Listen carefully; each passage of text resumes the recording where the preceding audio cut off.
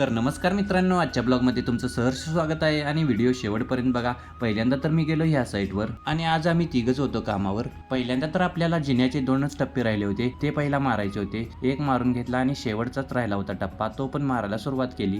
मग तिथनं आलो, सळी सरळ केली आणि लगेच मापे पण काढायला सुरुवात केली होती. मग लगेच तिने मापे काढली होती, ती लिहून पण घेतली मीनं. मग काय तिथनं सळी कट करायची जुनी चालू झाली. मोठी मशीन लावून घेतली आणि 8 mm आणि 6 mmच आपल्याला कट करायचे होते. परत आम्ही जिन्याच्या सळीचं कटिंग करून घेतलं आणि आपल्याला एवढ्या सळ्या लागणार होत्या बघा जिन्याला आता. मग इकडं आपल्या दादा कोंडकेंनी सगळे टप्पे पण मारून घेतले होते. आता राहिला होता एकच रमणा, तो पण मारायचा होता. पहिल्या तर त्या रमण्याच्या साईटा मारल्या, परत त्याच्यावर एकच प्लेट बसणार होती आणि साईडला एक फळी मारणार होतो. आउटरची साईड मारत होतो, तेवढ्यात खालनं आवाज आला सळीची गाडी आली म्हणून. मग काय आलो की खाली. मग इकडं आपला वावटूळ बिच्चा आला होता. मग आमचं तिथनं प्लॅनिंग चालू झालं, सळी कुठं उतरवायची. एक जण म्हणत होता इकडं, एक जण म्हणत होता तिकडं. त्यांना म्हणलं थांबा जरा, मी सांगतो लगेच कुठं उतरवायची. मग त्यांना सांगितलं दोन्ही वेगवेगळ्या ठेव्या, कारण 2 साईडच्या सळ्या आल्या होत्या. जवळजवळ साईड होती ना, एक साईडला ह्यांची सळी ठेवली, एक साईडला त्यांची सळी ठेवली.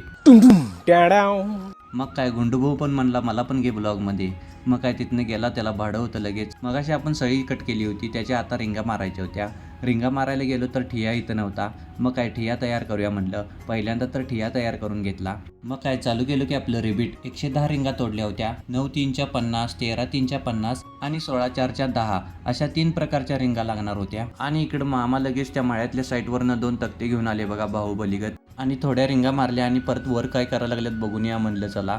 परत वर आलो. इकडं त्यांनी लगेच रमणा मारून आउटरच्या साईटा पण मारून घेतल्या होत्या. आणि आपला जिना इथं आहे आणि सळी बांधायचं काम कुठं चालू आहे बघा. कौन है ये लोग, कहाँ से आते हैं?